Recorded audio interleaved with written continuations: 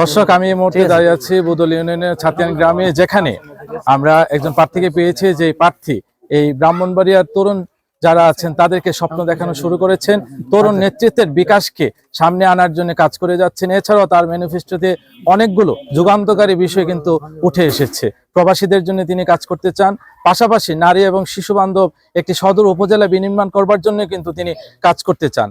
এছাড়াও কমিউনিটি ক্লিনিকগুলো যেগুলো আছে সেগুলোতেও যেন চিকিৎসা সেবা ফিরিয়ে আসতে পারে।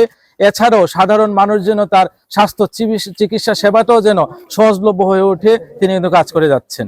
ব্রাহ্মণবাড়িয়া জেলা ছাত্রলীগের সাধারণ সম্পাদক হিসেবে যিনি দায়িত্ব পালন করছেন, সাদাত হোসেন সুমনকে আমরা আজকের এই গণসংযোগে পেয়েছি। আমরা তার কাছ থেকে দর্শক আপনাদেরকে জানানোর চেষ্টা করব তিনি তরুণ নেতৃত্বের বিকাশে এগিয়ে এসেছেন এবং তরুণ সমাজ তারা আছেন তারা কিন্তু বিপুলভাবে তাকে গ্রহণ করেছে।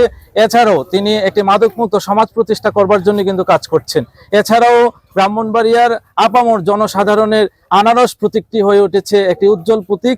সেই প্রতীকে তিনি কিভাবে নির্বাচন করে এই তরুণ সমাজের যে স্বপ্ন আছে সেই স্বপ্নটা তিনি বাস্তবায়ন করবেন, আমরা দর্শক তার কাছ থেকে শুনে নিতে চাই।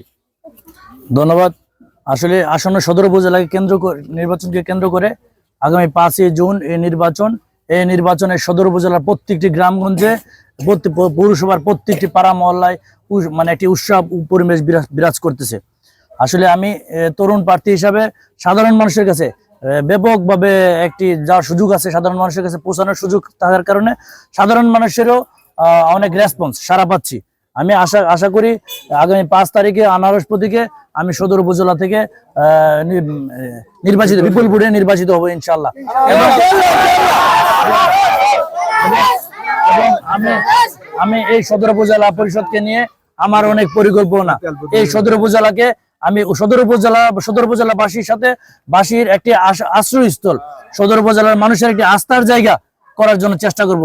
আমি সদর উপজেলার বিভিন্ন গ্রামগঞ্জে যাচ্ছি, বিভিন্ন এলাকায় যাচ্ছি, ওইসব এলাকার সাথে সাধারণ মানুষের সাথে কথা বলে ওইসব এলাকার মানুষের ওই এলাকার গুলার সুবিধাগুলো দেখে সমস্যার কথাগুলো শুনে আমি কার্যকরী পদক্ষেপ নেওয়ার জন্য ইতিমধ্যেই আমার মতো করে নোট নেওয়ার চেষ্টা করছি। আমি যদি নির্বাচিত হতে পারি ওইসব এলাকার সমস্যাগুলো সমাধান করার চেষ্টা করব। আমি ব্যাপকভাবে সদর উপজেলা পরিষদের সাথে সাধারণ মানুষকে সম্পৃক্ত করার চেষ্টা করব।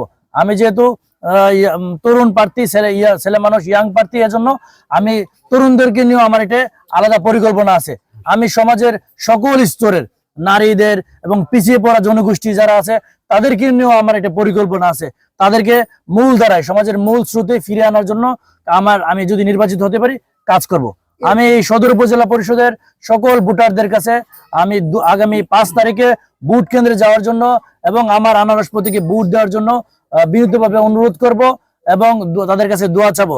আমি চেষ্টা করব আমার জায়গা থেকে একটি মডেল উপজেলা পরিষদ করার জন্য, একটি মাদক মুক্ত, সন্ত্রাস মুক্ত, চাঁদাবাজ মুক্ত একটি উপজেলা পরিষদ করার জন্য চেষ্টা করব। স্মার্ট উপজেলা, জননেত্রী শেখ হাসিনার নেতৃত্বে যে বাংলাদেশ এগিয়ে যাচ্ছে, স্মার্ট বাংলাদেশের দিকে আমি তার নেতৃত্বকে শক্তিশালী করার জন্য একটি স্মার্ট উপজেলা করার চেষ্টা করব।